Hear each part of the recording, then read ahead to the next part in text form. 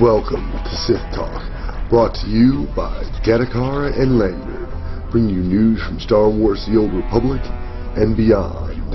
Join us now as we explore the universe and take down the Republic in a galaxy not so far away.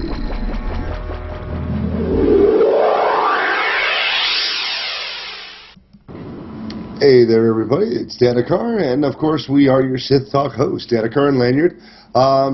We've had an interesting week. A lot of changes, a lot of new news. I'll say a joke of a live stream where we got to talk to our developers and a few other folks. Also have, as promised, the man on the fleet with our buddy Joe Hagen, and of course. We finally got the information together to be able to supply his Lore Monger segment, finally, after much arduous aggravation. And, so we've got a little bit for you this week. The wife, unfortunately, was tired and decided not to record her segment. But nonetheless, I do have my personal Looking for Group Heroes, and we have another new guild name to add to the roster.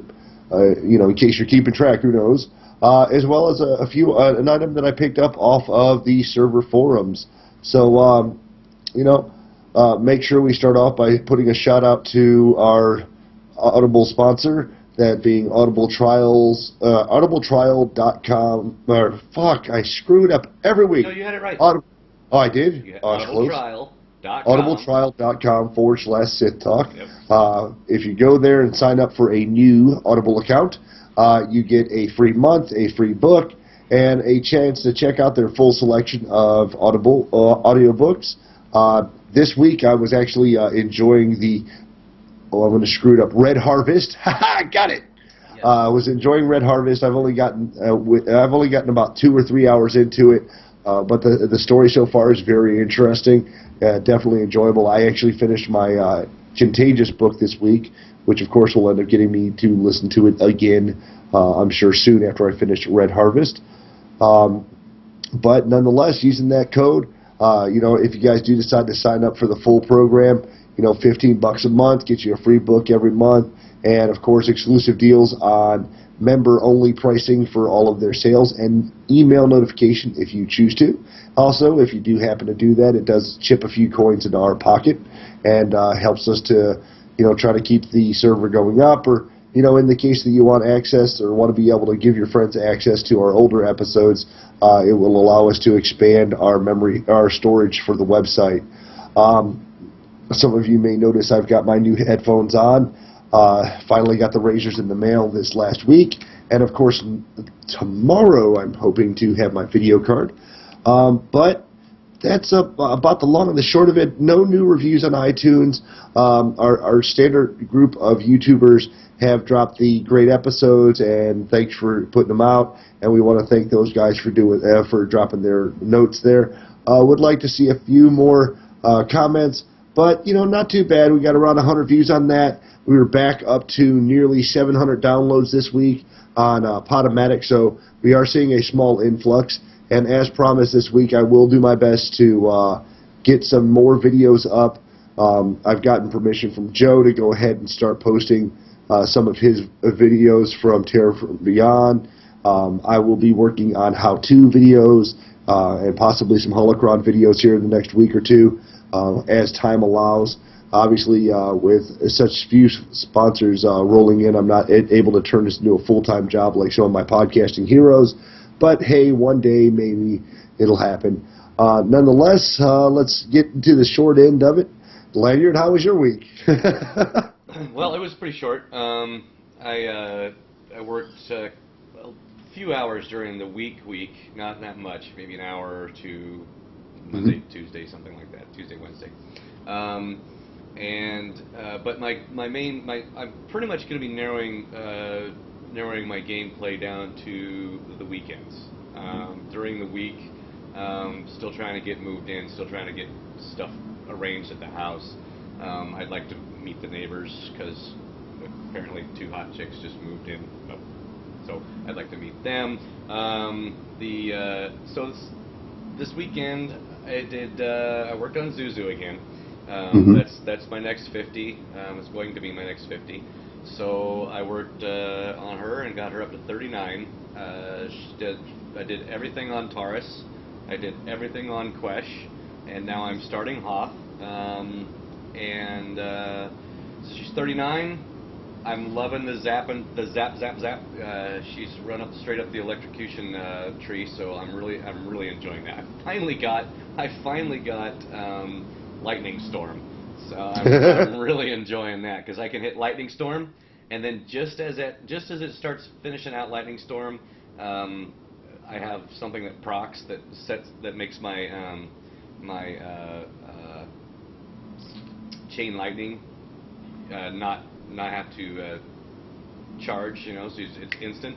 So I'll hit my storm lightning, and it's just zap, then when I hit all 5, and everything drops. So it's cool. How your bounty hunter felt before the death from above nerf. Yes, exactly. And so it's really cool. It's a lot of fun. It ran.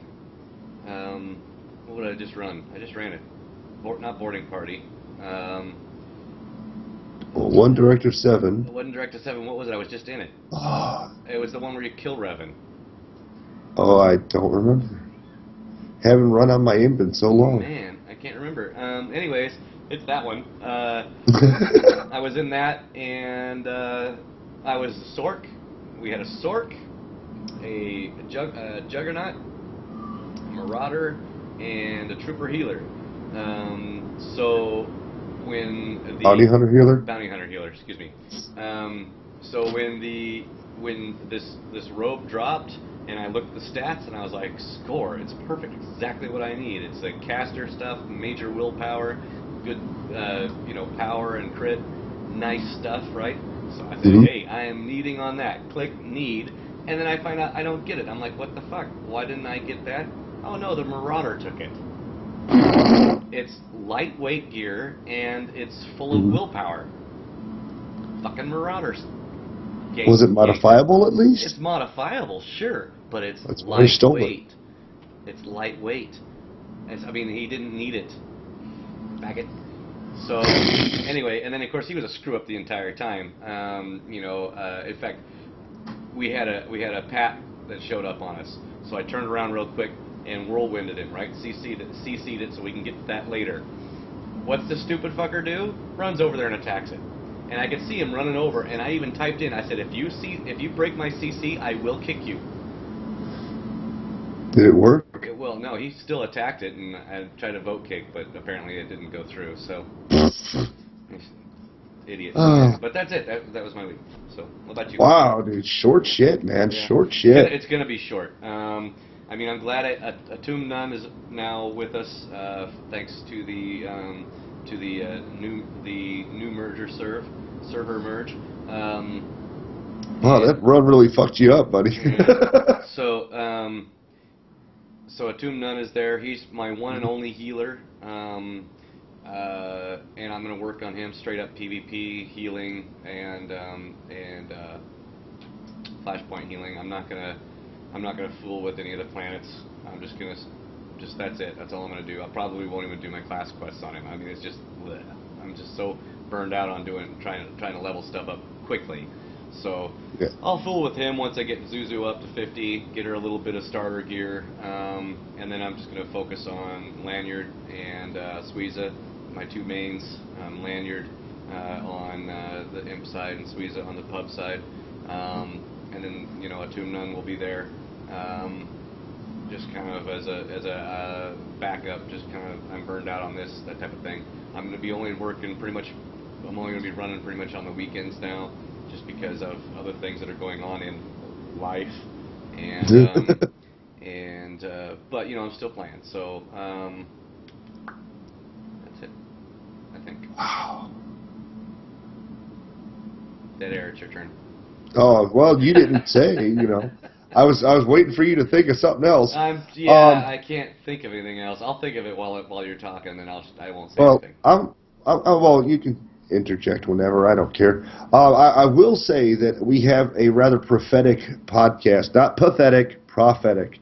Last week we talked about how the server mergers looked like they were going to be the future. The way they were running the test, it looks like they were going to do it very soon. And immediately after the podcast launched, I went to find our. I woke up the next morning, or after I posted the podcast, I woke up the next morning to log into SWTOR and enjoy some fun gaming time, and couldn't find Prophecy of the Five.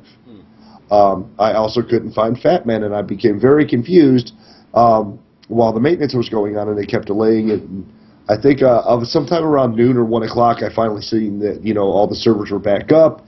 I went to log in, and I noticed that I had all of my characters, which made me somewhat happy. As I am an alcoholic, having multiple characters on a single server is a good thing to an extent. The characters that are 50 and are working on gear, I'm liable to log into on a regular basis. But as I want to see a little bit of the storyline for the remainder of my characters, some of them were created in the idea that we would eventually merge into Fat Man, and what ended up happening is Prophecy of the Fat Man. Right. Prophecy of the Five kept its name. Fat Man died, which immediately ended up showing a few guilds. There was the Fat Man Prophecy Guild that had come up. No, these aren't my guild name of the weeks. And there was the Fat Man Prophecy showed up, and then another guild called Prophecy of the Fat Man, which was actually a trolling comment that almost everybody made to the people who lost their lives on Fat Man. We talked about how we were hoping not to have change very many character names. Luckily, Nolani got to keep her name, which made me ecstatic. I did have to change Amelia Pond, and I actually ran into another Pond relative, Amy Pond's daughter, River Song, which was kind of interesting. There's so many characters, so many choices now for me, and I deleted one character because it was kind of a duplicate. Amelia Pond was renamed to Wade Wells. For the sci-fi fans, you'll recognize Wade Wells from the Sliders TV show that is well past defunct at this point. And of course, I was excited because I wanted to play on these characters. I just didn't want to change off servers because it's hard enough to keep track of your friends right now in Star Wars, if you're not in the same vent. But then to be playing on different servers, the people who are looking for you, especially fans of the show who have been, jumping into our guild a little bit more frequently. I got a random tell from someone yesterday, and he joined our guild. He made a level 2 character. He was like level 2 when he whispered me, and he's like, "Hey, if you got time," and guys, I always have time. If I'm in game, I'm either dicking off on Fleet or maybe doing dailies, which comes into another portion of my discussion tonight. I was on Nolani, and you guys were telling me how different the dailies were on the pub side as opposed to the imp for Corellia specifically, and I really didn't think it would be as drastically different. Like, there's not as many instanced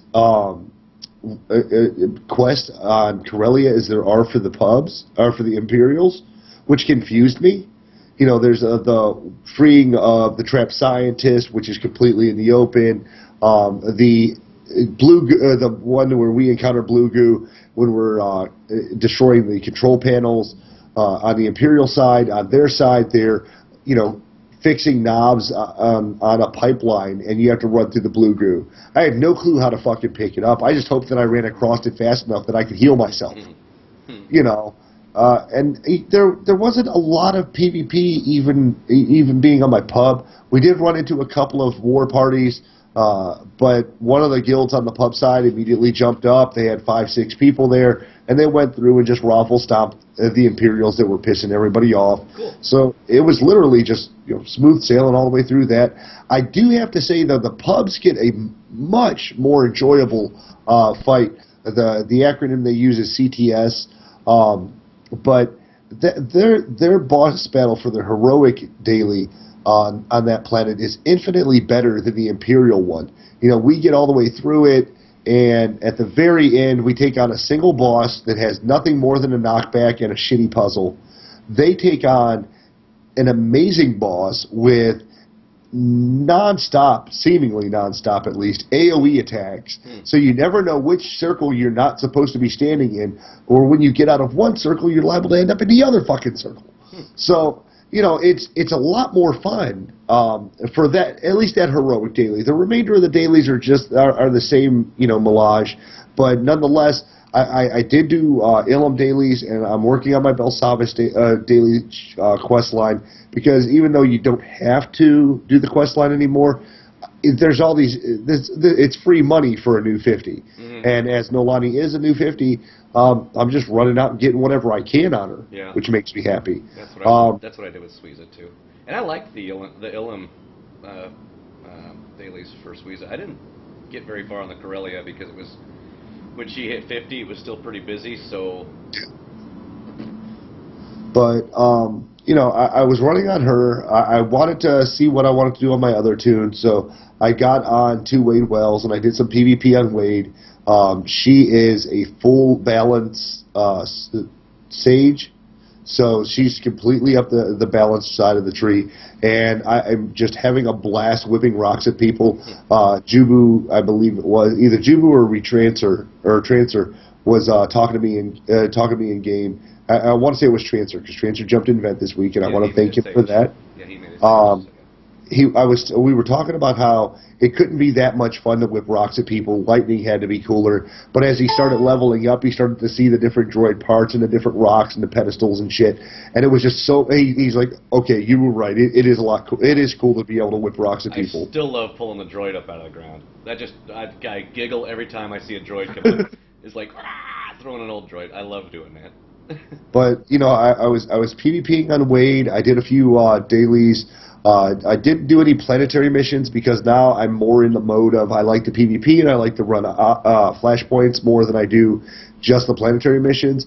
And I can get the gist of the story when I get to whatever level I decide to, and then I go catch myself up on the storyline and unlock my new companions or what have you. I actually found out the other day I apparently didn't intend on keeping one of my alts on Fat Man because I never picked up any trade skills.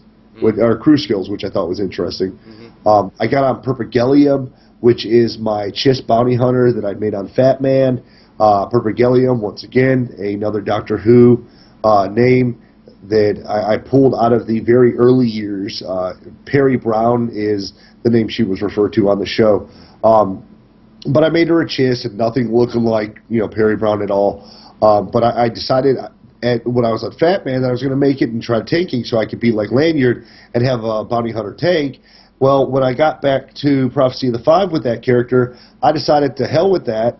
Let's go with Advanced Pyro. Now, granted, she doesn't have a bunch of points in there, so it's not like I'm speaking from the top of the tree or anything. Right. She's only 15. But at 15, I see myself doing the same amount of damage that I watched Kiwi do on like his Sentinel. Or I think it's his Sentinel. His assassin or his Sentinel, whichever. Yeah. And, he was tearing shit up. If we got it wrong, I'm sure he'll correct us. As every week. But that's okay. That's why we love Kiwi. Helps us keep our guild facts straight, at least. Right. But, she's going in there as Advanced Pyro. And, I thought that when the game first launched, everybody was talking about Advanced Pyro being overpowered. I didn't quite understand it. I do now, and I love PvP on this bitch. I'm telling you, I get in there, and I don't even know my rotation. Like, I fucking completely confused. And I was doing 100,000 damage on every throughout each run I did in PvP. Nice. Well, then I went and looked up a basic idea of rotation, and I'm up to like 150. So if the matches draw out longer, I might be able to score 200,000 damage in a single fight. Nice. Which really makes me excited. It's just, God, it's so much fun to play on that character. Yeah. I hope it doesn't lose weight from, gearing up Nolani so that I can afford to do a few more, do ops from the Republic side of it. Now, as far as my bounty hunter goes, my bounty hunter ran a few quick, flashpoints. He's overgeared as it is, so what else do I do? If we need an op, and Kiwi was going to try to put one together, but apparently lost taste for that. and it's not that we have a lack of people now that the two East Coast PvP servers were merged into one. There's, as far as I can see during the time I play, that being anywhere from noon CST to say 4 or 5 in the morning the next day, I'll see anywhere from 200 people per server shard to, like I told Lanyard earlier, about 4 or 5 in the morning, there's still about 80 people on. So it's not for lack of people. A lot of people seem to be queued for PvP. PvP still seems to be the bread and butter, which is funny given the fact it's complete fucking afterthought from BioWare. Everybody was giving shit about that, but it's still the big thing. Every MMO that I've ever played, other than WoW, PvP always seems to be like, and I guess we should probably put some PvP in there. And it ends up being the best part of not the best part, but the most used part of the game, I guess you could say, the most populated part of the game. Rift was the same way. Rift was not going to even do PvP until they got a lot of backlash and said, okay, fine, we'll throw PvP in, and now it's like a main part of that game. Same with SWTOR. I mean, they weren't going to really put, the only thing that would have surprised me is if the space battles became the main part of this game. That would be the only thing that would have shocked me. In fact, I was on Zuzu earlier, and I was like, I wonder, do I have stuff on my ship? I was like, oh yeah, I've got all this crap on, this really good stuff on my ship, and I'm like, meh, and I went to Hoth. I was just like. And I mean, the space battles really, I didn't get into them at the beginning. I haven't seen anything to change them to make them more interesting to me.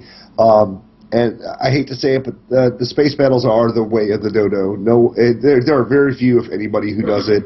I mean, outside of the idea of getting like the pilot's outfit, right, or which would be good for our peers. The inheritance stuff, which is kind of nice. You get enough badges to get to your inheritance stuff for your alt, or like I do for the belt and the bracers, because those are modifiable. And then that's it. Other than that, there's no point. But, like I said, on Nolani, I hit 50. I want to be able to run ops on her. I had the PvP gear, the 50 PvP gear, which was slightly better than some of the gear that I had on.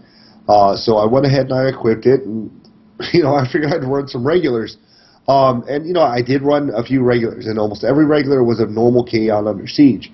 Well, I got the daily done, figured, well, what the hell, I'll try for, a heroic or a hard mode and see what happens. And I got into one run, and this more or less brings me to my guild, my looking for group heroes. I got into one run, and I was terribly undergeared in comparison to my group mates. I was maybe at about 16,000 health. I had a couple guys in there, 17, 19. One guy was, I want to say he was somewhere around 16 or 17. So, not real high health levels, so obviously the gearing not that great. But we got through it flawless. There was not a single wipe, not a single cry, not a single problem. The Terminator, General Tao, and Tix, I want to say the name would be for that guy. All of you, thank you for a great run. If you are a fan of the show, thank you for supporting us, and thank you for dealing with Nolani's terribly undergeared ass. Thanks to them, I want to say I got my headpiece. So I've got my Kalumi headpiece. I'm still trying to work on tying these fucking crystals and badges, but I'll get plenty of crystals. Yeah. So it was a really great run. Well, then I was like, okay, well, I've done this once. Fuck, I might as well just keep on going. Try to get my gear up, and got into another can Under Siege hard mode, and it was a complete shit fest. Like, me and the other two DPS were doing okay, but then the healer would be DPSing instead of healing. I don't know if he queued up that way just to be, just because he figured, oh, I've got enough gear I can heal. I'm not entirely sure. At one point, there was a bad pool right before the big rat ghoul fight. We were going through the bar, and there was a bad pool. Well, we were inevitably going to wipe. The healer immediately left group, didn't say a word. And me and the other two guys are just talking for a minute, and one of them DCs, like he just alt F4'd out of the game. And I was like, wow, that's kind of shitty. And the other guy said it was a douchebag move, and I mean, it wasn't an easy run by any stretch of the imagination. with the group that was in there the second or third time I ran it, but it was going. We had one wipe, and the dude just calls it quits. Yeah. And I go back to WoW. The funny thing was, one of the guys remarked that on the pub side, healers are really bitchy, and then me and another guy in tandem in chat typed out, "Oh well, the tanks are that way on the imp side." Because, on the imp side, whenever you're getting to a group, the tank's always very cocky. Let's go, let's move it, spacebar. That's how I am. And that's how the healer was. No, you're not. You want to see all this shit, no matter. Even when you've been in there before, you're like, oh, I want to think about this next answer. That's right. There's only 3 options, but I've only done 2 of them. What could be the third? No, what I do is I just go smoke while they're in, and then just let the little bar run and run and run. Well, oddly enough, I have used a cutscene or 2 to take a piss. That's the best. It's a commercial. I'm taking shit. BRB taking shit. No. It was a really good week for me, man. I probably logged about 25 hours this week, not my normal 30. Just because I came home from work the other night just wiped, and I was like, oh, I just don't feel. I want to play, but I literally logged in and passed out while I was logging in. While I was the other day. Oh, yesterday. Running. What was it? Yes, was it yesterday or the day before? I think it was the day. Fuck, I don't remember now, but it was like I came home and I was like, God, I'm just exhausted. And I came home at a decent time. It was like 3:30, 4 o'clock when I got to the house. Yeah. And I'm like, oh, I'm just beat. I can't sit down and play right now. So I went ahead and I went and took my shower and cleaned up, and then went in and set my alarm for like 2 hours. So I was like, I'll get a 2-hour nap. I'll come back. I'll be a little late at night, but whatever. I didn't hear my alarm go off. Until the morning alarm went off for getting up to go to work, and I went to bed at 4 o'clock or 4:30ish in the afternoon or evening, and I didn't wake up till 5 o'clock the next morning. I was like, oh, wow! I come in to turn the computer and stuff off, go to work, and the login screen is still up for SWTOR because I had started to log in and I just crashed. So yeah, I've had those nights, man. It's just like gone. And then, was it Saturday? Me and Joe, I was running hard. I was trying to I was trying to get geared up, and then I jumped on Perpigelium for a little bit of a hard mode break, and was having fun PvPing on her. Well, then at some point I decided to, I had to record the show with me and Joe, and it was actually wrought with issues. Me and Joe tried to record. Wow, right in the eye, dude. Springy headset for the fail. Fucking hit myself in the head with headphones. Smart. Right in the eye. Oh, shit. Now you know how she feels. Jeez. But I was trying to record the segment for the show, and I set up XSplit just like you do every week. I set it up. Just I do. I grabbed not exactly, but you should see the epic tragedy that I go through to set this thing up. But I found a piece of screen art from the news segment, and I downloaded the special text for XSplit, so I could use it in XSplit. In case you don't know, you don't have to. If you click off the button when you're putting in text that says preload it, you can put whatever text you want into XSplit. If you have it on your computer, you can put it in. Yeah. So I had, I had the regular English up top, and then I had the what is that language called? Do you remember? Is that common or what is that? It starts with A. It's Akuma or whatever. Akuma or something like that. It's the goofy language, the most common language you see in the SWTOR game. Okay, but I loaded that in, and I had it running along the bottom. I had it running along the top. I had the video queue. I had a 5 or 10 minutes worth of his PTS run video queued, and I was like, "Oh, this is going to be so awesome." Well, then I get in. I hit record on one. I hit record on the other, and we tried to get Uvu running. We spent 15 minutes trying to get Uvu to fucking record, set up for him to be able to friend me so that we could video chat, and I could patch it in like you do for us, so I could run it over top of it. Well, that failed because for some odd reason, either it wouldn't connect to him on Facebook, or it wouldn't connect to him. It wouldn't allow me to look him up, and I didn't know what his handle was in Uvu, so I didn't fucking know. So I said, okay, well, fuck it. We'll just run the video. I'll kill the sound on the video, and we'll go ahead and record anyway. So it's called Aruk Besh. Aruk Besh? Aruk Besh, and I just changed the Sith Talk below your chest there so people know what you're talking about. That language right there. But when I went to record, I was talking to him for a little bit right after I hit record on Uvu and on Pamela, and his microphone went out. I was like, oh, son of a... Because it was like real tinny and shit, and I was like, oh, fuck me, not again. So then he changed over to his laptop. Everything was going. I remember I shut out XSplit because I thought that was what the problem was, and I completely forgot to hit fucking record on Pamela. Gee, that's never happened. We got like 8 minutes into the conversation, and I'm like, dude, I'm not recording. So the enthusiasm started off in the first 8 tries. It may or may not be there, depending on the listener's ear.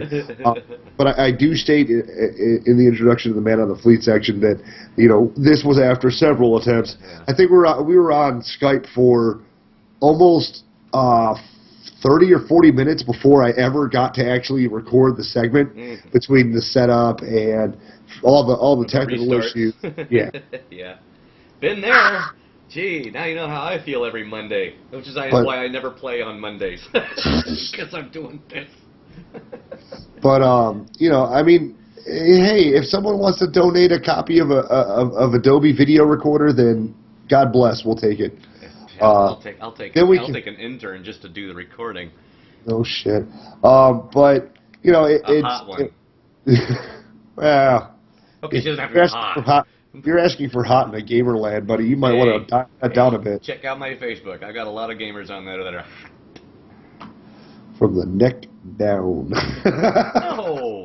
No. Oh, the neck up? They're cute. Some of them are pretty damn cute. Nikita's awesome. She's a hottie.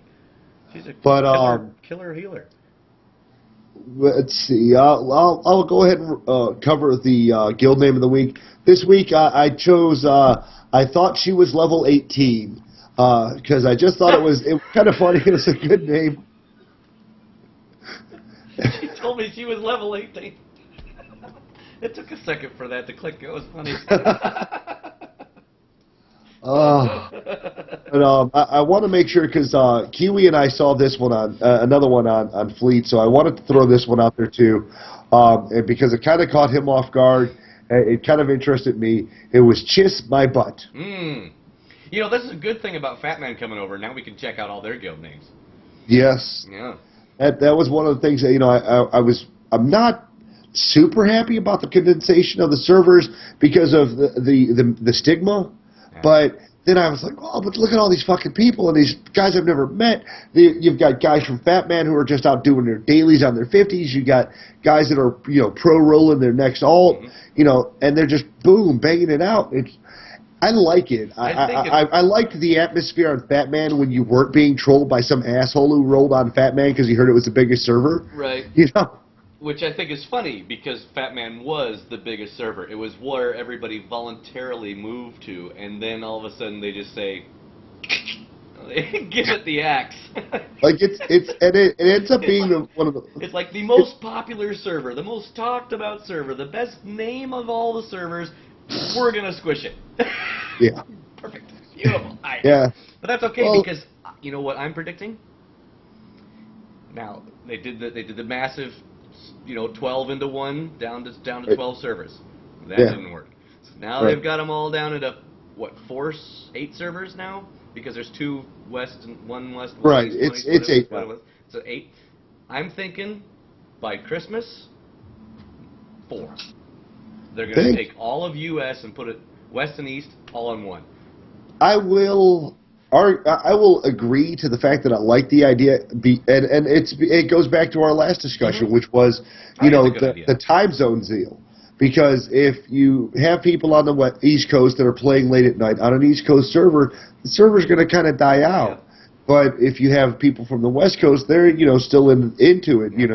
You're talking about a 4 or 5 hour difference. They're going to be up, and there's a lot of Aussies who never actually went to the Aussie servers who will be up. Just like, or they've came to our server so they can play with people at night because their night is our day and vice versa. Right. Oh, yeah. Yeah, which falls into line with with a few of our guildies on the Imperial side, so it makes perfect sense. Yeah. But that's that for this week. That is that.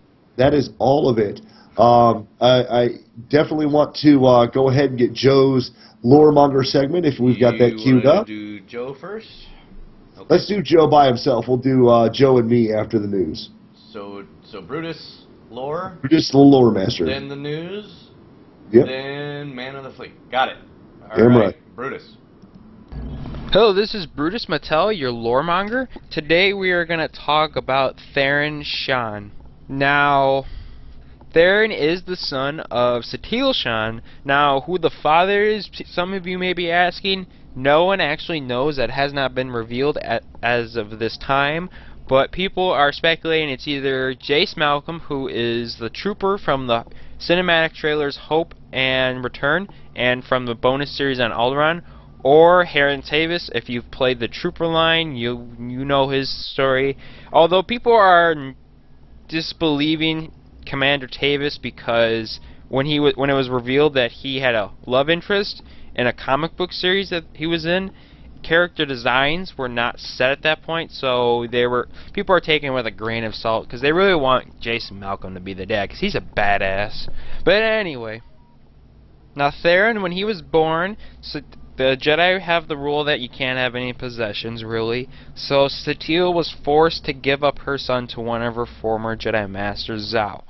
Now, as he got older, it was found out that even though he had a very strong bloodline of Force sensitives, he himself was not Force sensitive, so he was then handed over to the SIS, or Republic Strategic Information Service, although he still trained with Master Zhao from time to time too. Now the events where we find Theron now are about 2 years before the events of the game actually taking place, but his former mentor was found in Imperial space, and so SIS found it convenient to spy on the Empire at this time to see what was happening. So after some fact-finding missions and stuff, Shan found Zhao at Terrace. So he went there, and as he got there, Shan found Zhao in a battle with one of the Dark Council members, Dark Melkus. I'm not sure if that's pronounced right. I am terrible with words. Terrible with names, I should say. So, but after a confrontation, they rescued Zhao, and Zhao had provided information stating that there were super weapons being constructed in the Empire territory. So when they got to the system, they were captured, and they actually did find a super weapon, although later on when they were told it wasn't a super weapon, it was more of a way to speed up building the super weapons, kind of like the Starforge created all the droids and ships and stuff like that really fast from KOTOR 1. This is the same concept as a Sunraiser, just help build ships faster through the stealing energy from a sun. So they figured that, and the actual super weapons were being constructed there at the same time too. So Theron had to devise a way to destroy the Sunraiser and possibly the other super weapons. So Theron, he was offered a chance to join Imperial Intelligence, which he did turn down, and then he broke out of his containment fields. And then at the same time, he did break out Zhao and a companion that he had too. So Zhao and the companion were forced to distract the Imperial forces while Shan went to go and to sabotage it. As he was about to sabotage the whole station, he was confronted with Melkus, the Dark Council member, at which point he was captured, and then Shan confesses that he was the son of Satil Shan. So she was a little confused about this, but then as she came up to him to mock him, she's like, "Oh, you're no Jedi, you're just a failure." He then threw toxins on the floor, and which poisoned all of his captors at that point, and he did go and sabotage it. And then as his companion and Zhao were about to leave, Zhao was killed at that point. And so as it was blowing up, it is also Melkis did die in the explosion, and so her place was taken on by one of her rivals. So he came back to Coruscant to talk to the director of SIS, and super weapons were still being constructed, as you know, in the events of the game if you played the Jedi Knight series.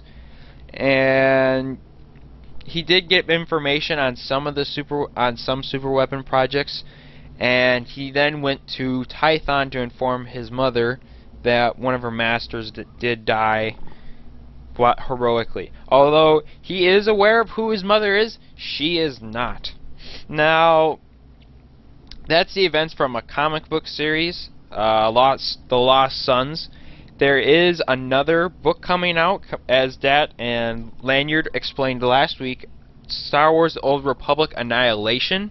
The news about that one is that it's going to take place about a year or two after the events of the game.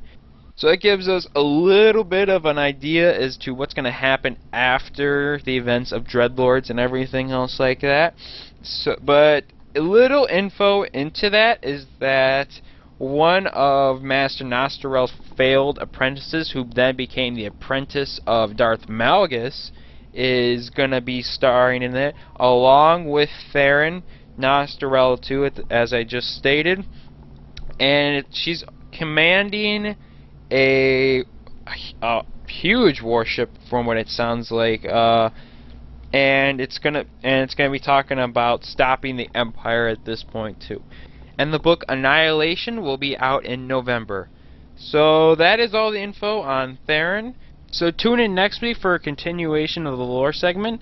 I do not have anything planned out specifically at this moment, so if anyone wants to hear about a certain time in the Star Wars universe, just write it down in the comments, or just let Dat know and he'll let me know, or Lanyard.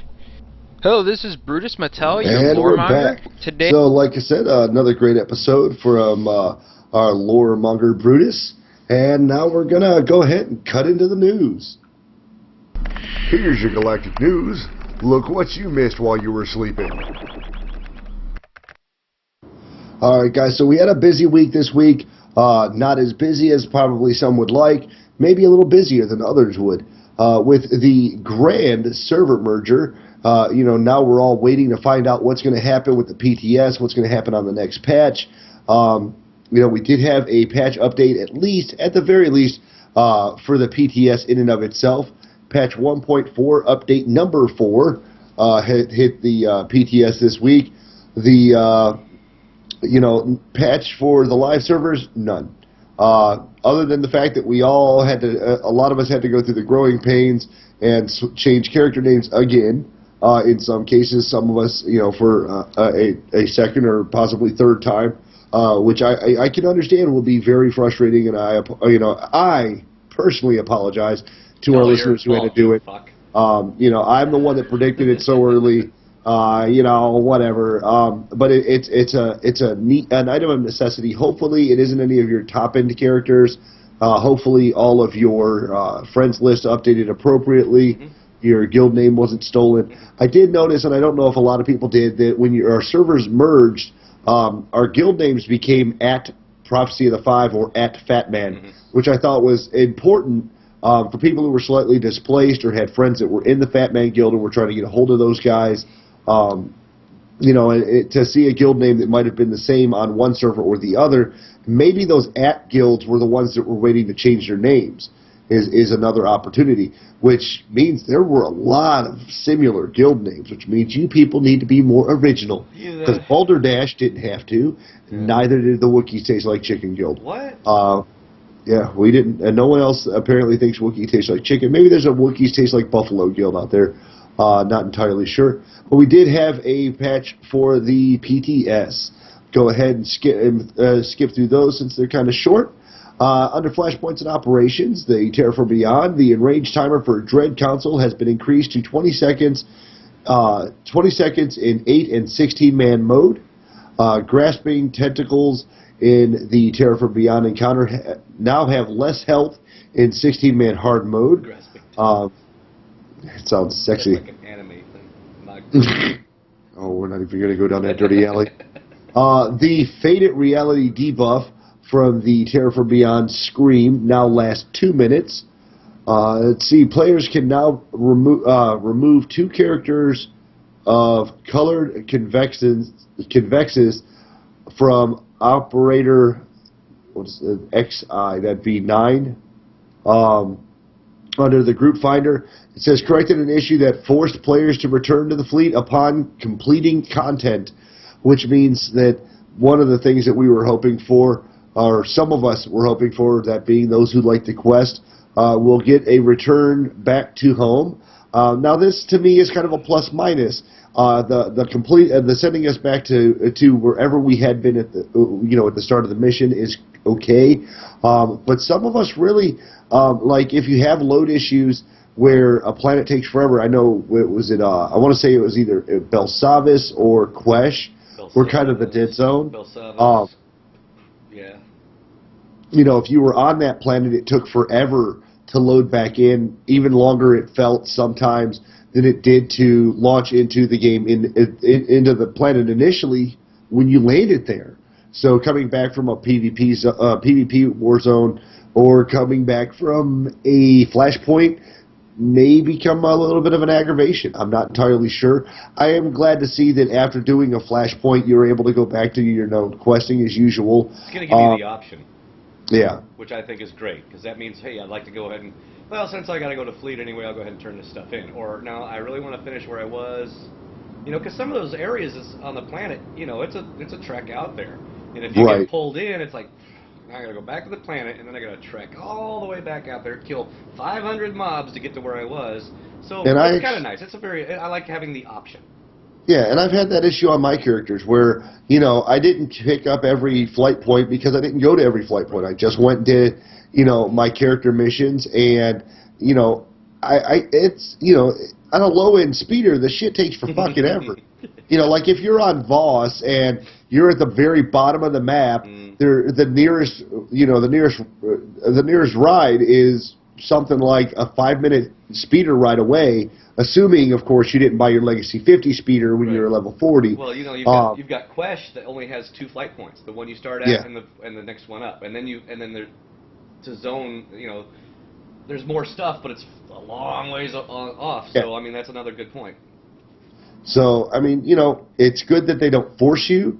But then again, it's also good that you have the option now to, bounce back to where you were initially. And now people are going to start saying, well, I want to go to my ship, so can I have that option too? Yeah, I'd like to go to Taiwan. Can I have that option?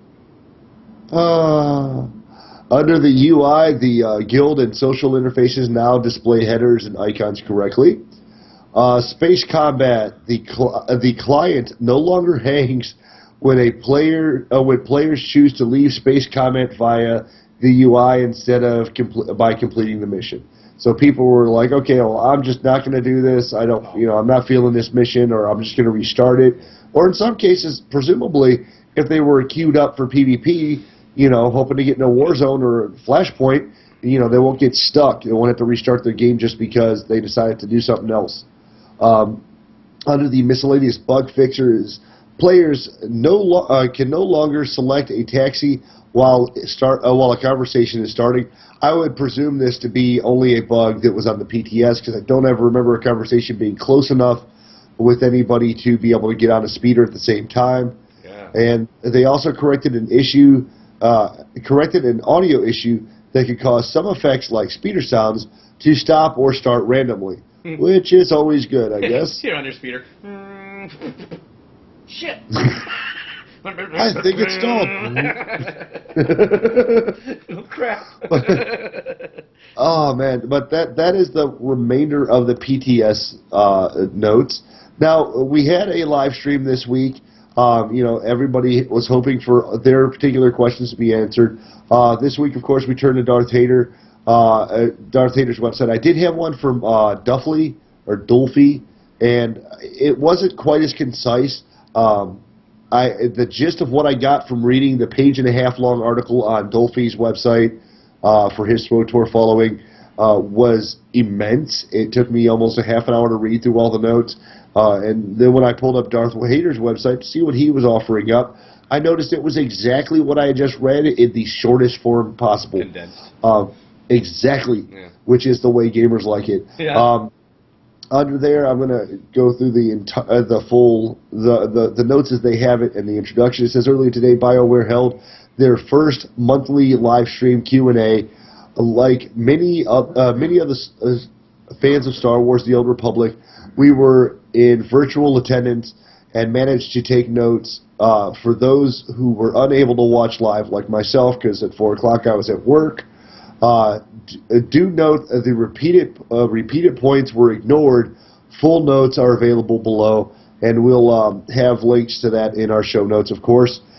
Free-to-play players will not have rest XP, but will get mid-level gear sets, XP boost, and we'll be testing free-to-play. They'll be testing the free-to-play before they launch it on the PTS.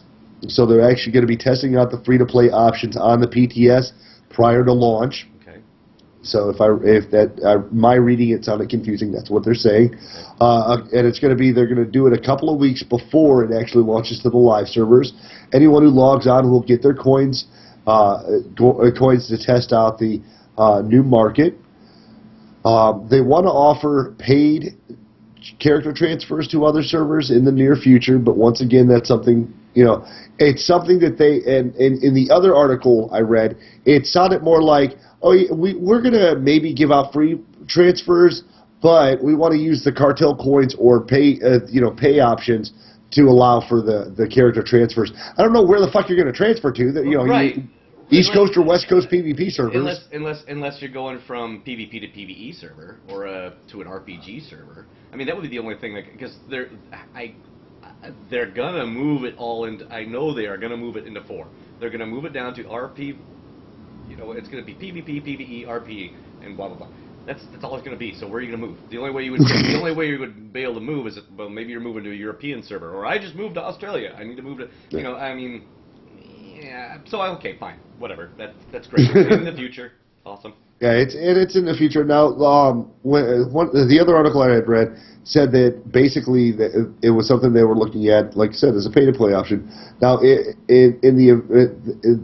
PTS is supposed to launch before November, so we're looking at it maybe in mid-October for a launch on the actual free-to-play option, or late October for the pay-to-play option, or excuse me, free-to-play option, or pay-to-play, depending on how you want to look at it. Let's see. Now, the thing that you and I have speculated on several occasions is Cathar and HK. Cathar and HK are coming. HK before the end of the year, Cathar when it's ready. Yeah, the Cathar race is something they're working with, but apparently it's not something they're holding to the idea that 1.4 should be about. So that and apparently they're probably running into problems with storyline. I mean, I would I've guess talked about it before. I mean, it just doesn't. It's a hard one to fit in. Yeah, I think either the Cathar storyline is part of the issue, or it's character modeling. Being able to supply a fair amount of character types and being able to map the gear to it, I know some people would argue, well, they should have figured that shit out already because they've had a year. No, the only problem they would be having with, I think the only problem they would be having with as far as modeling would be the helmets, because everything else is just a body. It's it's fat, skinny, or skinny. Right. That's going to be, because from neck down they're going to be the same shape. They're going to be the same wireframe except for the head, which is going to be a little different. So I can see where that might be a problem. I mean, they don't have tails, so they don't have to worry about that. Right. Which Well, that we've ever seen. Chick would have it. Would have to have a tail. It would be better if they had a tail. But I would presume it's a little bit of the modeling. It's the ability to put in certain types of customizations. In another question, they actually alluded to the idea that Cathar would be a purchasable race. Told you. Yeah. So it's something that you purchase with cartel coins. Or cash. Or cash, yeah. Well, which translates to cartel points. For those who are using the free-to-play option, it's it's cash. For those of us who continue to pay, it'll be cartel coins more than likely. But I want to hope. 1 million cartel coins. I want to hope, or I want to expect that BioWare is looking at the character design as far as, like we had talked previously, colors, possible skin designs. The other thing is, every race has their scars, and they have the blemishes. They've got, like the speeder burns from wearing goggles, and got the burns on the outside. Yeah. And I'm wondering if that could be part of it too. Because with the minimalized forces that they have now, with the game, I have to think that that's part of it. Well, now, some of the makeup stuff would be like different spots. Right. Whether or not you have stripes or spots or God knows what else. Now, as far as the HK-51 thing goes, there's a rumor going around that HK and getting him is actually going to be part of an event. There's going to be a small storyline to go with it so that it becomes more of a world idea. Everybody's out getting their HKs together. So it'll be interesting to see what that is. They've only released 2 pictures of skins, that being the bronze version, or the brownish version or burgundy version of HK, and the silver version of HK. So they're also developing skins for HK-51, which I think may delay it a little bit. They're still hoping to get HK-51 out by November, but they're still kind of iffy on that.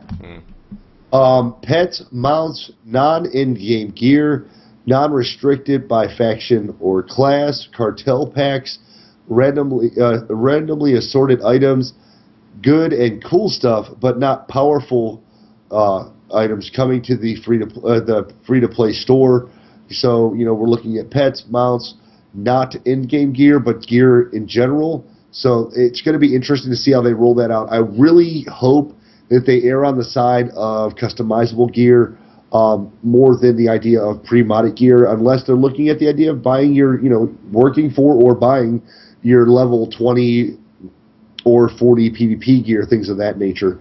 Or, since they're not getting rest XP and not maybe exploring the world, they're just in for PvP, or they're just in for PvE and they're, doing their thing. Maybe there's tiered versions of leveling gear that might be available. But they're saying that it's not going to be anything that's going to cause concern with one group over the other being overpowered at the top end of the scale, which is important to those of us who already have 50s and have been veterans of the game. But I pulled up those exact same, I put the pictures up of what you were talking about for HK-51. I am just that good. Yeah, that's fantastic. And that's why you do the video and I do the audio. Well, you'll be beating yourself over the head if you record it in the wrong format again. That is if it's recording. It says it's recording. And it did last week. Unfortunately, it never did. Wrong format. You just said something that I didn't even think about. Go ahead, keep talking. Oh God, now I'm scared. Nightmare mode, Denova is going to be coming first on EC. It says that Nightmare mode, Denova is coming first. As far as Nightmare mode, Denova, they're going to do EC Nightmare first, and then they're going to hit Denova, and sometime thereafter they're going to do the Terror from Beyond.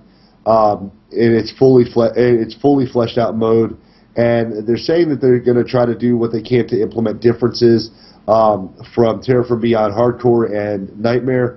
No answer as to whether or not loot drops are going to be significant in difference.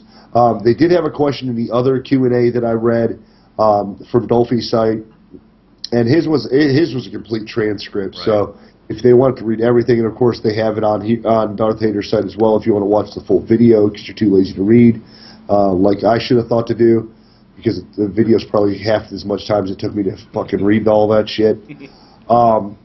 They were talking about how, everybody wants Nightmare mode for Denova. I haven't even been to fucking Denova yet. I can't get fucking KP down. Yeah, I got through the first boss, which is the two big guys, through the trash and to the tanks, and that was as far as I got.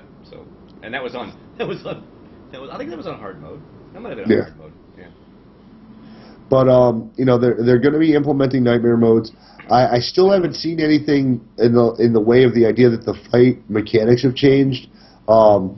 or at least their original assertion that between story mode, hard mode, and nightmare, that the mechanics of each boss would change slightly. So we'll have to rely on our PTSers to check that out for us. Or, hey guys, send me a message, send us a message on Facebook, or email us at sithtalk@gmail.com and let me know, hey, you know what, it's okay that you're in BM gear. Most of us are in tinies anyway. And, you know, I'll go bust my head with you in Terror from Beyond. See, go a little further down, it says they can't go into detail over overlapping perks between with free-to-play.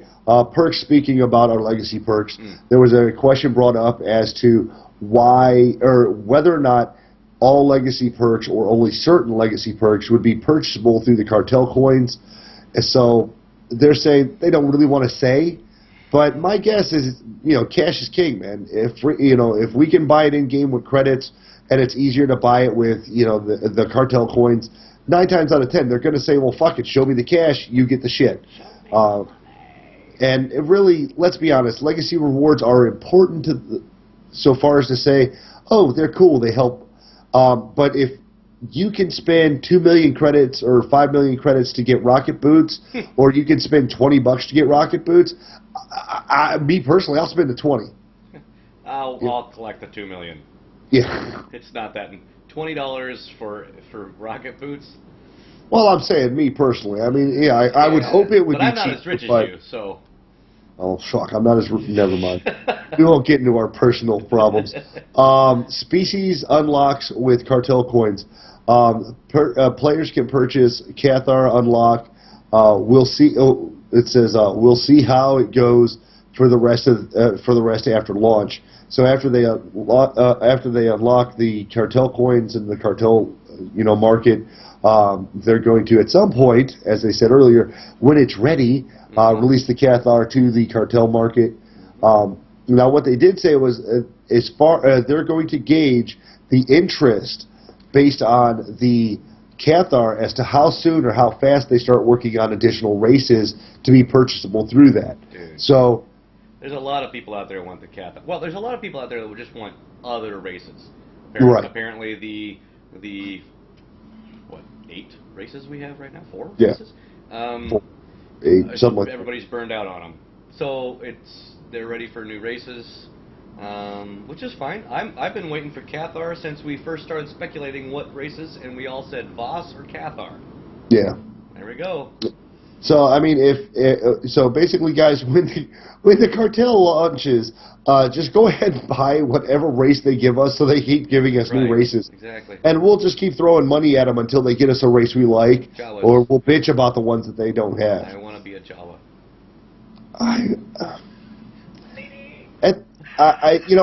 For sake of my nephew and the interest I have behind seeing the design differences, I'd like to see a Voss. I want to be a Jawa. The only problem I have. Jawas would be easy. You can't put helmets on them. You can maybe change their robe, but that's about it, right? So that's just a little short thing. That's perfect. I mean, no facial changes, nothing. Yeah. It's just. And they've got 7 different customizations to start with. All you got is yellow eyes. So what?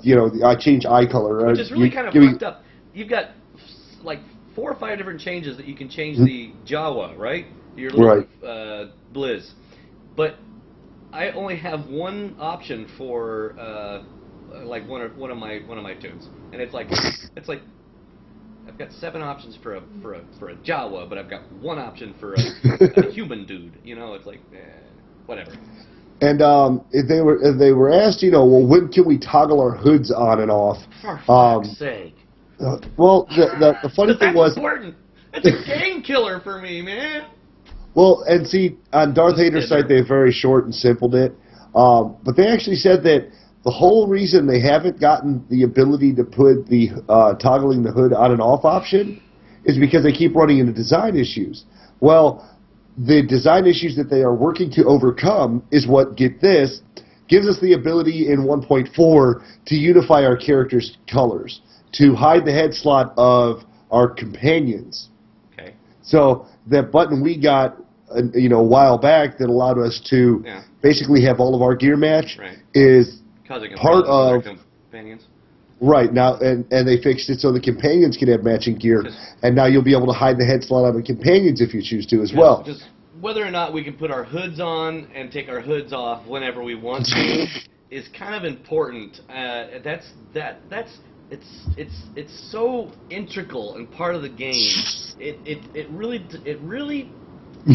really matters when it comes to a raid or doing your PvP as to whether or not you can take your hood off or put your hood on, you know, because something like that, something as important as that, I can understand why they haven't put a fucking calendar in the game yet.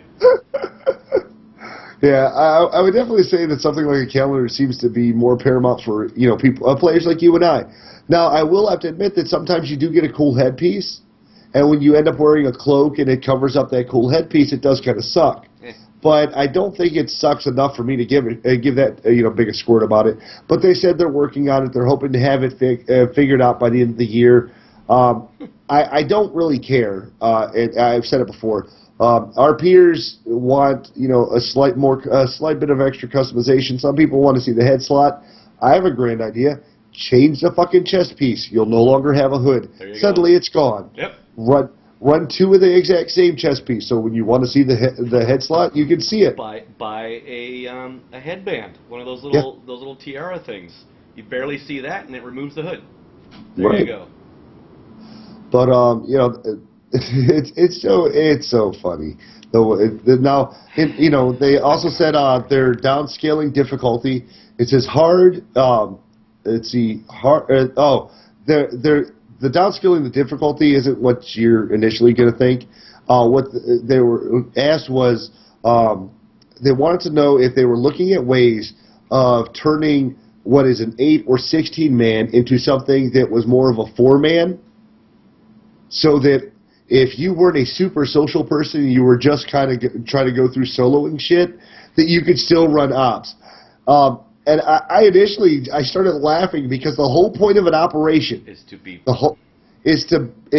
embrace the community, to embrace the MMO in your RPG. Why can't I solo this off? You want to play solo games? Go play. I mean, I know that there's 150 million solo games out there. Go play it. But I mean, personally, I don't see a reason to turn an 8 or 16-man game into a 4-man game. If you're wanting to see the content, there's plenty of groups running the 8-mans and the 16s, whether it's story or hard or nightmare. If you don't really want to have a super big challenge, but you want to see the content, go and do fucking story mode with 8 other people. You can raffle stop the whole run. It's not a big deal. Now, one thing I wouldn't mind kind of seeing is I wouldn't mind seeing either harder 4-mans, and not that Lost Island's fucking easy by any stretch of the imagination. You want some more tier 2s. But I'd like to see tier 2 or tier 3 as they release new gear, or do it so that tier 1 heroics start placating more of the Taiwanese. Do a tier 3 so that people can get into their Kalumi, and then do a tier 2 so that people can get into Kalumi, and then tier 3 so that you can get the same or equivalent gear through running 4-mans as you can through 8s without changing the fucking 8-mans, which would be stupid. Yeah. Let's give something equivalent. Let's give out gear and rewards based on the tiering of the systems. What I would like to see them fucking fix, I'd like to see them fix the fact that any asshole, no matter what their gear, can choose everything. Why the fuck can the same asshole who's in greens and maybe whites, who knows, we used to see that all the time in WoW, greens and shit gear that's queuing up for my tier 2. I'm fucking full ricotta, Kalumi, whatever, and I go into a tier 2 and my healer's got 14,000 health. I get in there and this asshat of a tank has 16k and he's going, well, I'm doing the boss right. It doesn't fucking matter what you're doing right. Your gear's all fucked. There's a reason it's a stage system. Yeah. I would like the system to recognize that. Each piece of gear has an item level. It does have an item level. I'm not saying cock block for candy runs. Yeah, but because see, I didn't like that because when WoW instituted that, I Yeah. no longer could get into some of the shit that I was easily doing before. right. Because Well, I and knew how to run my character. I knew how to get out of the shit. I knew how to stay away from getting myself killed. Even though I knew how to run with crap gear. So Right. I could go into some of these harder, what do they call them, raids, Yeah. and was still able to get through. I knew when I was gonna die to get away. The healer didn't have to Right. concentrate on me too much. I understand that there's a lot of people that don't understand that. I mean, there are people with good gear that still can't figure out how to fucking Yeah. do it. So, I mean, I see what you're saying. And even when But- it happened in WoW, I called it an artificial buffer. It was kind of a joke because even at the you could we used to Yeah, 'cause when we we could raid throw, it could throw whatever the item level was on. It didn't matter. That's true. right. Yeah. And there was ways around the system. Yeah. You know, you could keep the item level gear, regardless of whether or not it worked for you or not, in your bag. Mhm. Flip it on, jump in queue as soon as you got in there, change into your shit gear. Yeah. I I showed up on my death knight in all warlock gear because it matched the level that I needed.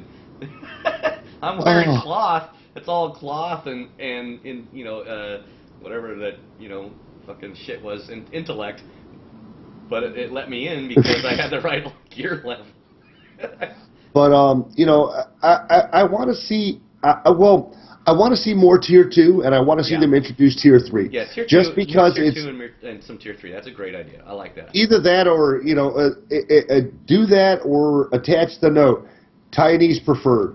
Kalumi suggested. Ricotta suggested. That They way, do- yeah, they the do people that Yeah. as you go up, you're like, oh, okay, well, maybe I shouldn't. And I know there are some people who are just doing it because they're like me. Man, I really need to run a hard mode. I really need that gear. Yeah. And running the regulars just isn't supplying me with something equivalent to what my PvP gear is. Yeah. And I do understand, and obviously I'm running hard modes, but I'm running level 1 or tier 1 hard modes. I'm not going up and going, all right, I'm a tank for Lost Island, because that would be stupid of me. Well, it's a great idea, but we can't expect too much of this stuff to come at any time soon because because when we go to free to play, the service end of the game is going to kind of go to shit. And if anybody's been keeping up with BioWare, damn well, not with BioWare, if the EA, that damn well that they don't focus on the MMOs, the multiplayer games. So don't expect all this stuff to come out anytime soon. But I agree. I think some more tier 2s, and even even if tier 3s wouldn't be bad, but that's including more. Right. The easiest way to do it, and I hate to sound this way, but thinking from their perspective, the easiest way to do it would be add some more tier 2s and then make tier 2 hard modes. Right. Same thing. It's the same fucking dungeon, but harder. And that's pretty much what they could do.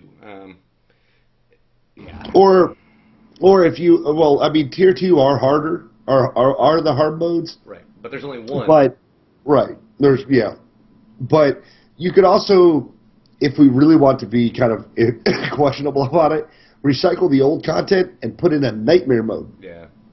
But do it based on, gear rewards. Like if I'm running it on tier 1, give me stuff that's going to be equivalent or earn me to my Taiwanese. If I do tier 2, give me Kalumi. The only problem I could see with that though is then you're going to have the people that are the raiders, the ops runners, that are going to bitch that the 4-manners are getting the same gear that they are. Which they tackled in WoW too, but it's if they're going to placate the people who do want to run a bit more minimalistic or don't have, which is the argument that we had, me and Kevin got into one time, don't have the time to run all the 10 and 25 man raids. Then you don't should get the gear. Right, but as we know, the community cries, the community gets rewarded. All right, well, we don't make these games. People don't make these games just to give you all the shit, just because you don't have the time. That's what's this game. Time will tell. What are you doing? Going on to what now? All right. Well, I got 2 more things in the news, and then we'll go into the interview. Changes coming to hilt, armor, hilts, and barrels. Allison Berryman says, I talked to the senior game designer, Jason Adard, about the mods that are bound to slots and our plans for them. Here are some of the comments he had about the system and its future. Many but not all of the current endgame armorings in the PvP and PvP, both PvP and PvE, are bound to specific slots. This is because the less expensive items like gloves and boots are much easier to acquire than expensive items like chest and head slots. We've seen that instead of acquiring the entire set, players would often purchase the cheap slots multiple times and simply move the mods into expensive items, allowing players to acquire gear much more quickly than intended. Now that most of our offhand items have mod slots, we are seeing a similar pattern occur within main and offhand items. That's what I do. When we plan to make these slot restrictions more consistent in the future, with any armoring hilt or barrel you extract from an item becoming bound to the equipment slot you extracted it from. We do not intend to add the same slot restrictions to modifications and enhancements, as those items have a smaller impact on the overall item. So basically, if you were snatching it out of a belt, putting it into a chest, not so much anymore. Like I did with, or vice versa. It sounds like they're going to try to do that to prevent you from doing what I did for Suiza. Yeah. Taking the mods out and putting it in the inheritance gear, so she started out with Narcotic gear. Well, it's not so much that it's slot for slot. Right. That's what I mean. If you, yeah. I mean, I don't see any issue with that, because we've seen that in the past where you would try to take out slots from a head slot, put it in a chest or in the boots, and it wouldn't. Chest only. Yeah. Usually that's why the armor plating was that way. Mm-hmm. Yeah. But the last couple items here, did find some community events for those who listen on other servers. Let's see, a free plus 10 Dedicon run on the Harbinger. The Asylum Guild, or Eslium Guild, is offering such a chance on Sunday the 23rd. That's kind of, wait. Well, that was tonight. Ha ha! Kazaa! All right. Well, it was only 2 days ago, so. I don't think I don't think Harbinger exists anymore. I think they went to Jedi Covenant. But apparently they were doing a run. I should have read the fuking dates. Whoops. Oops. Yeah, there was a so raid coming up war. February 23rd. Yeah. Oh, Lord God. Stick foot in mouth. Enjoy. Let's see. Well, this one's kind of weird. Random shout out. It says kickball style war zones. While looking through the server forums this week, I came across an interesting topic concerning a new method of organizing rated war zones. First, a group of 16 players gets into an ops group. 2 players are picked as captains and roll to see who picks the first. Then, like all those years on the playground, 2 captains pick their team, 1 person at a time, and separate into their own ops group. After getting into 2 different rooms in voice chat, they queue up and play rated war zones against each other and fight, hoping that there are no other groups running for the event. So that's actually kind of interesting if you have a bunch of people to do it. And it's like, okay, who gets the guy wearing the fucked up gear? I'll take him. Fuck, It'd be the last person picked. Pick me. That was me. I was always the last guy picked. I hated that. Apparently they did. They run polls all the time on Darth Vader, and it says the results are in, and calendars won it over 50% of the vote. Like many of you, I agree that it's an important feature that should be in game, and quite frankly, I'm surprised it's not. It makes coordination of events, activities so much easier for guilds and individuals. You speak it there, Darth Vader. Damn straight, man. Since apparently you and Javeth have got a thing going together, you just tell him. That's right. Just keep pushing it. I'm going to do that. From here on out, that's it. Javeth, if you're listening, I'm tweeting you every day. Calendars? How about calendars? I'm going to tweet you right now, as a matter of fact. Let's see here. Tweeting you. Such leads to the banning of my Lanyard's Twitter account. Right. Their current poll on the site ends in 3 days from now, so by the time we post the show on Monday, you'll have roughly 2 days left. It says on Darth Hater's site, do you prefer events when they offer rewards, or will you go anyway? Out of the questions right now, leading the pack at 60%, it says, I don't care about rewards. The event is what matters. 30% of people say items. I want a trophy for my hard work. The other options, of course, being I won't go to an event if it doesn't provide some type of reward. Tied with bragging rights, beating everyone else is something I'm proud of at 5%. And then, of course, no one gives a shit, apparently. Credits, I do these things to get rich, or something else. Describe your perfect reward down below, which, you know, one person posted, and it wasn't a really good answer. I did see on the server forum, and it will be in the notes this week, that there is a Prophecy of the Fat Man Facebook page. So if you're not just a fan of our page, you want to get on theirs and actually be part of the Prophecy of the Fat Man community on, or at least one portion of the Prophecy of the Fat Man on Facebook, you can gladly go over there and add them, and they'll be happy to friend you. Tweeting. Oh, you were just so still, I thought your camera froze. Shit. Talk about fucking... Goddamn 140 character limit.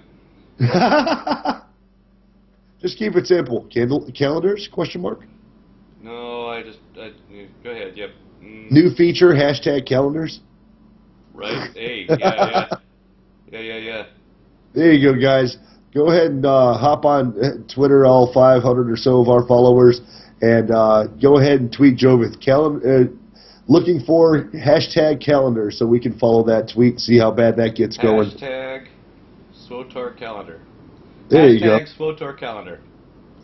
And, well, that pretty much wraps up the news. Like I said, go ahead and check out our notes. I'll have the link for the Facebook fans, the Facebook Prophecy of the Five page that gentleman, those folks have had set up. I think it's a group, so they have to invite you into it, which is okay. I told him I would have loved if he had a page so we could actually send people there to like it, but, you know, shit happens.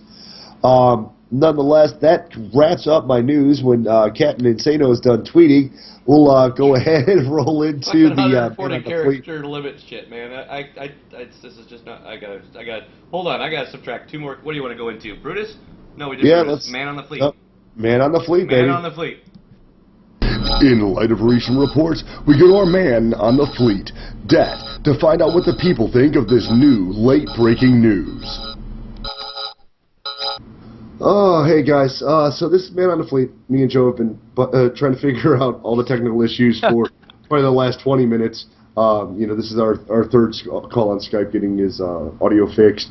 Joe has been enthusiastically helping, working his way through all of our technical glitches, and hopefully we can get through this last one and actually get you guys a proper recording.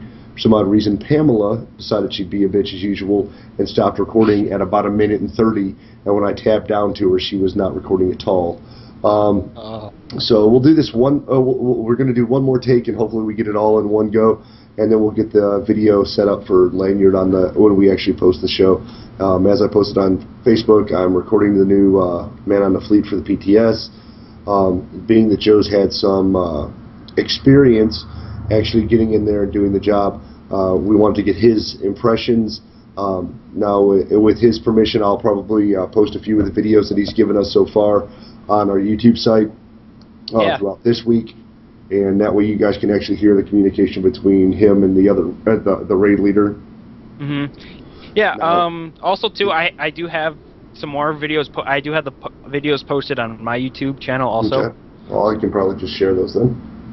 Yeah, I don't have all of them, so you have all of them. You could probably upload a bunch of them. I'll do the same. But yeah, the raid itself was pretty cool. I mean, considering it was all new. I mean, just following the storyline too, and coming up too, I'm going to explain a little bit on the greeds too, because they really are not that well known. They're kind of mysterious, so to say. They keep themselves, so really not that much info has been let out about them. So this is actually pretty interesting, because you're seeing a whole new part that hasn't really been explored before, and that's pretty fun for guys like me who like study the lore and just the history of it all. But the battles itself were, at first they were pretty cool, because they're all new mechanics, just trying to learn it all. Once you got the mechanics down, it was pretty okay. I mean, the Kefis fight was blah compared to when you first met him. I mean, we one-shot him down. Oh wow. It was one shot, and we didn't even know all the mechanics. I watched the video and I was like, okay, someone's gonna have to go click on this thing at some point. Stay out of the lightning. And when he shoots missiles out of back, just don't stand him. That's all. It's pretty much all I kind of said, really. And so we just DPS'd him down like crazy, and it was just like, okay, that was really simple and then very disappointing compared to last time. And it's like everyone's saying, oh, on our live gear it was this, or we can do that, and we were like, oh, okay, we're in our pre 1.3 gear now, and all our stats are screwed up, so yay to us. So even though we had messed up stats everywhere, third boss, which is the puzzle boss, the Tron-looking area, that one was pretty cool. We had 3 tries at that. It was a bit of a run around everywhere, and what really helped was you could actually get a little speed boost. So you're running at the speed of your like the 90% speeder, which is pretty fun, because we're like, yay, we're high on energy drink or whatever you want to call it, and we're running around like Roadrunner and just like super fast. So we laughed about that a little when we first did it. Then it got down to the point where we're like, third try, let's get this done, we can do it. And it is more of a positioning base and coordination. Like, you can't have 2 tanks with the same color, you can't have 2 keelers with the same color and stuff like that. So it is more of a coordination thing with that too. The last boss was the most difficult, because we couldn't really find much info on it. And like, I didn't put this on the video that I sent you guys, but our first run, we were like, okay, let's DPS this guy down. We all ran. We got flung up into like the vortex up top, and the whole raid died. And we weren't even 5 seconds into the raid. We weren't even 5 seconds into that thing. So we were all like, what the fuck just happened here? And then so we were like, okay, round 2. We are not going to do the same thing. We're going to sit there and wait to see what happens. So some of us laughed a little bit, others were like a little confused, so that was a little bit funny. And the thing was, we really didn't meet at all. We just met on the fleet. We had no clue who any of us each other were. We had like 2 Australians, another couple guys from Europe, and a couple other guys from around the other servers too. So we were all brand new.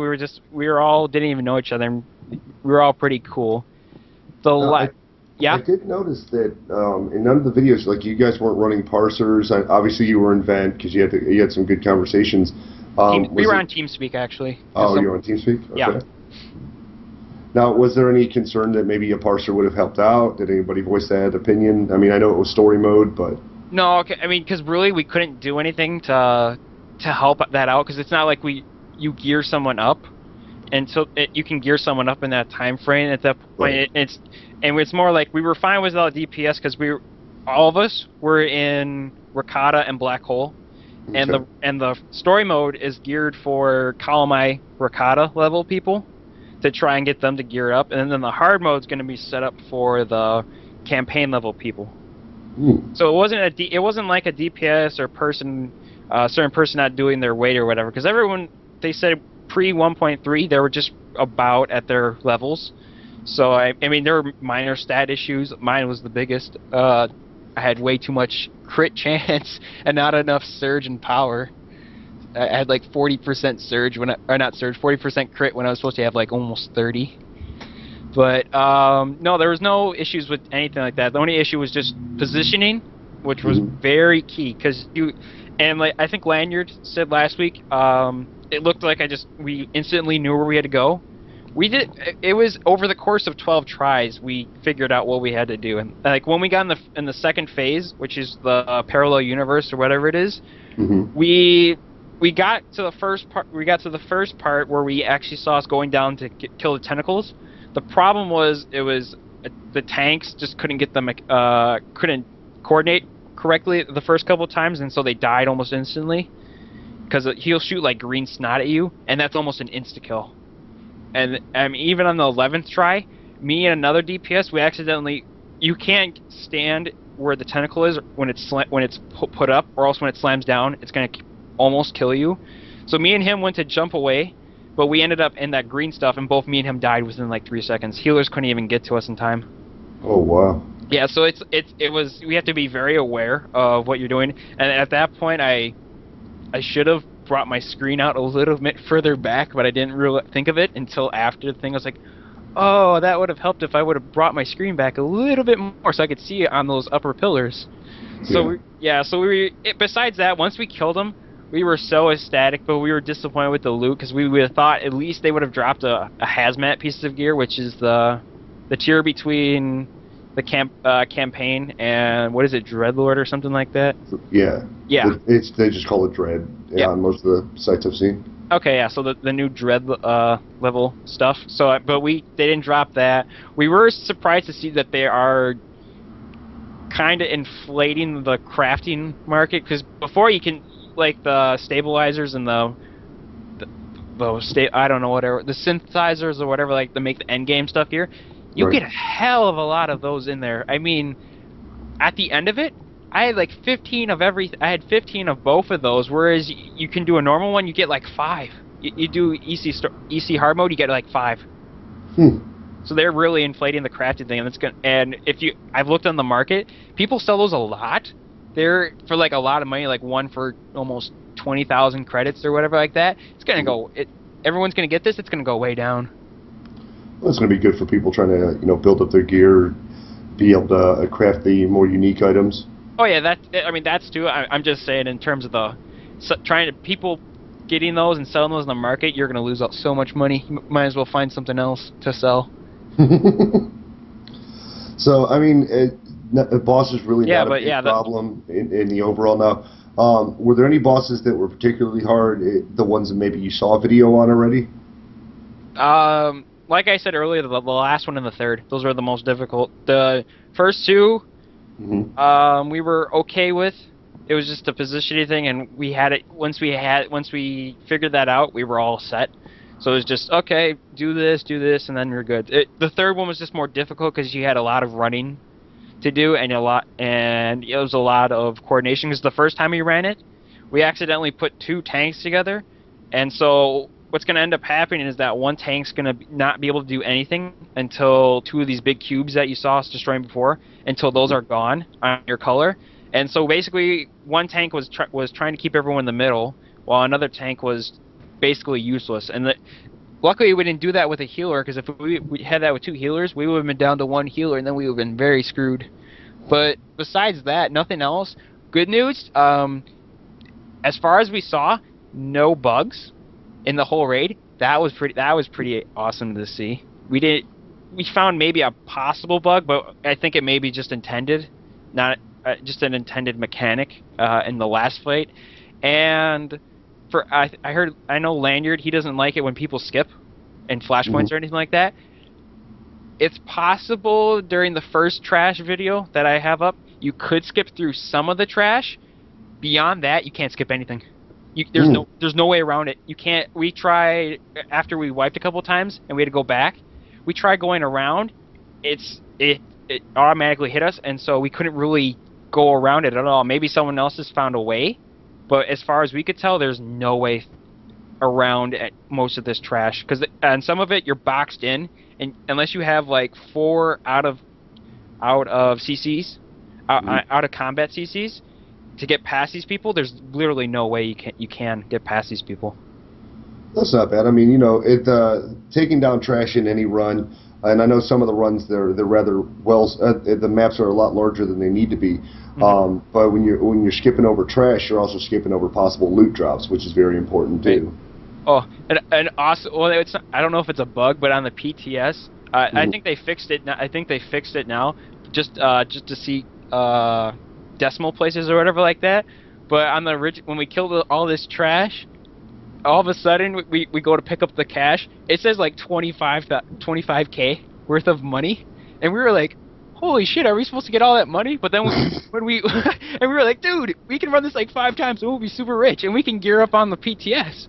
But then we clicked on it. It's like, oh, we only get like 5,000 some credits, or not even 5,000, like a couple hundred credits. And like, oh, we're so sad.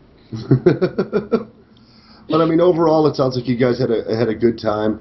You know, if you guys were able to do it over the course of 2 days, even losing a few people, it sounds like you know, maybe even made a few friends on the PTS. I know you said you tried to check the PTS recently, and it's been kind of dead at best. Yeah, I went on there. I was the only 50 on the pub side. I was only 50. Everyone else was like, I guess they were trying to level up. Dudes are over there, I guess, because it's been offline since 1.3, hasn't it? Yeah.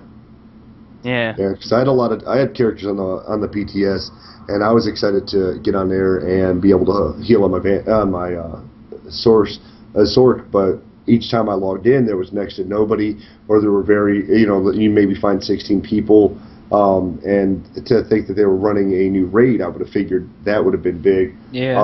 Well, when did you log on?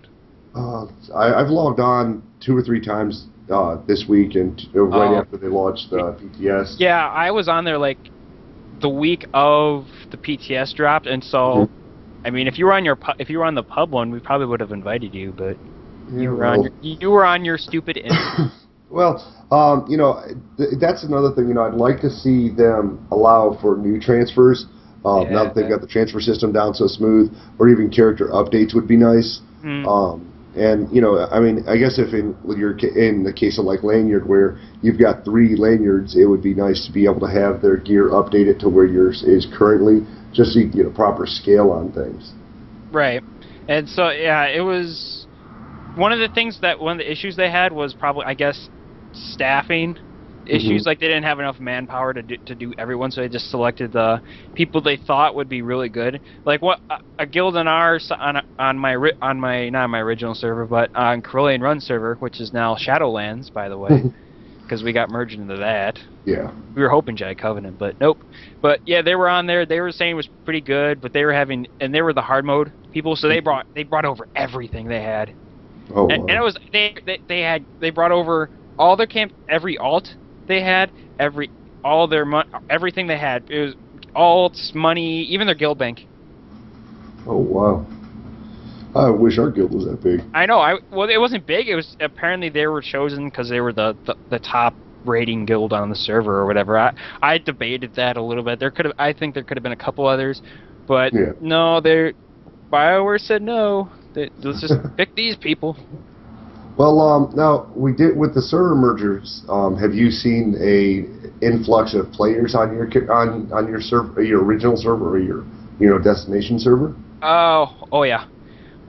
First day I logged in. It was later in the day because I had school, so I logged in I sat on the fleet for about 10 minutes. On the chat box, every single sentence in that chat box, something had to do with Jawa. Oh God. It was Jawa. No. It wasn't even that at all. It was more, they were replacing words in movie titles with Jawa. Yeah, we've had that one before. Oh, I was pissed off like that. I just you know what? Screw the fleet. I'm gonna go to Belsavis. I'm gonna go to Ilum and Corellia and do my dailies.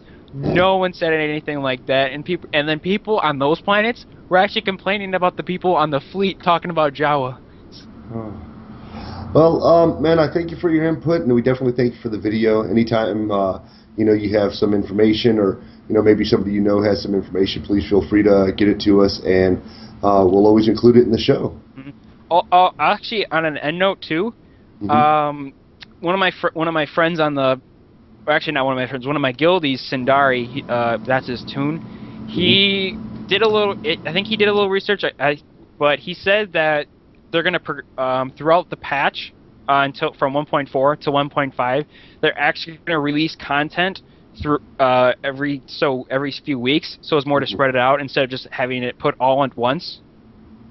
So it's kind of like to spread it out more instead of have everyone defeat it within the first couple weeks, rather than do this, then the PvPers get their thing, and then Actually, HK51, I think it is. That there's rumors that that's going to be an event too, because that patch on the PTS was way bigger than what it should have been for a raid, new gear, and what else was there? Moods. The mood expressions. That was way bigger than what it should be, so they probably downloaded the event for HK51, and then it's going to end up being an event at some point, probably. Oh, cool. Well, look forward to any new content, especially things that help out the community as a whole. I know that we voiced some concerns about the RPers last week, so I think moods will be a step in the right direction for those who RP. But we'll go ahead and get things going, and we'll talk with you next week. All right. All right. Well, everybody, I hope you enjoyed that episode of the Man on the Fleet with our buddy Joe Hagen, or Bru'tis the Lore Monger, whichever moniker you prefer to address him as. And remember, just like Joe, you can be a part of the show. Have Skype and shoot me an email, post up on Facebook. Hit us up at our Gmail, man.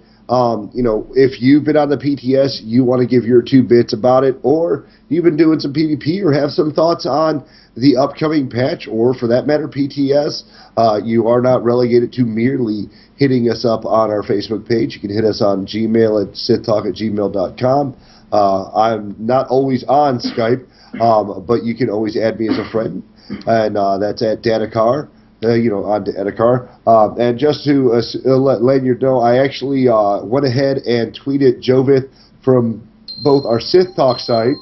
Oh, there's that horrible timer. I tweeted Jovith from our Sith Talk and from my personal tweet account. I did a hashtag SWOTOR and hashtag calendars. I wasn't intelligent enough to think to put the hyphen in between the two to make it one hyphen. I just put SWOTOR calendars, one word. See, I didn't think. SWOTORCALANDER hashtag. I'll retweet him tomorrow. He'll ignore me on Tuesday. Yeah, just spam the hell out. Poor guy. But guys, it's early morning Monday. We'll do everything we can to go ahead and get our show posted auditorily as fast as possible, and Lanyard will hopefully have no issues with XSplit this week, and it will record the video proper. Otherwise, we may end up just dubbing it in under some other video that we may or may not have ever showed before. But we want to thank you guys for your continued support. Definitely stop by our Podomatic page to check out some more of our fantastic sponsors. Put a little money in the till in an indirect fashion. Or if you prefer them direct fashion, we do have a fantastic PayPal link available for you as well. Nonetheless, guys, thank you for supporting us. Thank you for listening to the show. Thank you for enjoying us bullshit and banter. And we'll see you in the pit. Thank you again for joining us here on Sith Talk. Lanyard and Dat look forward to talking with you next week. Remember to follow us on Twitter at Sith Talk, or stop by our Facebook page at facebook.com/Sith Talk. And of course, our Gmail is sithtalk@gmail.com. This music brought to you by freeplay.com. And remember, peace is a lie. There is only passion. Through passion I gain strength. Through strength I gain power. Through power I gain victory. Through victory my chains are broken. The Force shall free me.